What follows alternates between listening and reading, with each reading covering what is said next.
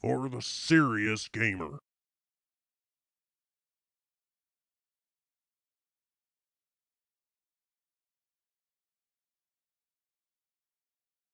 Hey, it's Guns for Hire from Next Gen Tactics. And I'm Spider Bite, and this is Snatch and Grab, Charlie's Spec Ops Part 2. And we're right at the point where Guns just grabbed the intel, and we have to get to the extraction point. Now, in this, this is our strategic plan here. We're in the belly of this plane. I'm sniping the guys on the far side while Guns is watching our rear. And you'll notice I just killed a Juggernaut. And that's actually a key point. If you don't see a Juggernaut on that far hill when you're sniping off the edge of the plane, it's gonna spawn when you drop down. So ideally, you want to see that Juggernaut. Yeah, exactly. You want to be able to snipe him from a distance when he's standing still. If you end up jumping down and he spawns, it's going to be a lot more difficult. And it actually happened to us a couple times. Where that Juggernaut spawned and came at us, and we had one coming in behind us from this plane after we had already jumped down. Yeah, one Juggernaut is enough in this, because you both have to concentrate on that Juggernaut to take him down. You do not need two. Plus, you've got the other hostiles that are coming in from various directions, so you really cannot afford to have that sort of situation happen. Yeah, so just take your time when you're sniping off the end, and here's a Juggernaut coming. You heard the music and Guns alerted us. Yeah. The big bass. Scared the shit out of me, man. So you want your sniper rifle and just take him out.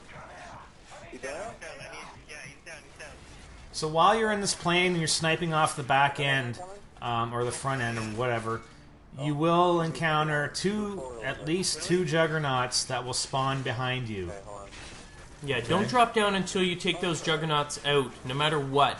Wait in there. Wait as long as you have to in order for them to actually come, because you don't want that Juggernaut dropping down behind you when you actually engage hostiles that are on the forward area there. Yeah, so make sure you just clear out all these guys, snipe them all, take them all out, and make sure you take out two Juggernauts that come in behind you. And if you have to wait for the second one, wait. And you'll notice in my position in the fuselage there, I'm actually farther back. I'm away so that no one forward where Spider Bite's looking can actually take a shot at me.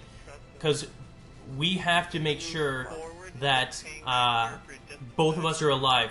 Because we don't know when that Juggernaut's coming. And if one of us is down, chances are we're going to be doing this level over again. Because it's so easy for them to rush.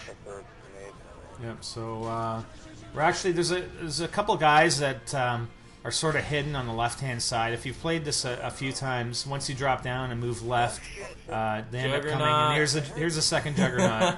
So we're going back to take up position to take this guy out. Shit! You can hear us. We're listening to that music. As soon as we hear that music, both of us instantly turn around. Yeah, and we take him out with these. I mean, obviously headshots are better for these guys. So the two are gone, and we're pretty. I think we're pretty safe to go out of the plane. I think we actually move left because we know there are two or three guys on the left-hand side. Now, sometimes once you drop down here, another Juggernaut could spawn behind you and drop out of the plane and come in behind you. Now, it didn't actually happen during this run-through, which was good. But most of the other run-throughs we went through, there was someone that there was a third Juggernaut that spawned behind us. So, you know, you sort of want to be aware of that. As soon as if you hear that music again, and you have taken out the one that I sniped that was shooting at us from the top of the hill, if you've already taken out that guy and you hear the Juggernaut, boom, you want to turn around, and it's more than likely he's coming out of that plane that you dropped down from. Yeah, and obviously because we're not showing you that version of it, it is problematic if that Juggernaut does come from the rear, because you've got all these hostiles down here. If you get that third Juggernaut flanking you, it's a bad situation and a good probability that you're going to be redoing it. Yeah. So, I mean, it's even tough, like, with, you know, there's 4 or 5 guys coming at us at a time here on the left-hand side. So, I think we're just constantly getting pounded here. If you had a Juggernaut mixed in there, that was bad news. Yeah. Not good. Look at our screens, just strawberry jelly everywhere. So that's 3 revives we had to do there within the span of about 10-15 seconds. Oh, and just a quick note, back in the fuselage, before we dropped down, when the 2 juggernauts came from the rear, it's strategy for, like, Spider-Bite, who's the forward position sniping all the dudes on the ground level there, is he always has to make sure that he has some shots in his, I know I'm going to say this, the intervention. Yes, intervention sniper. I was going to say interception.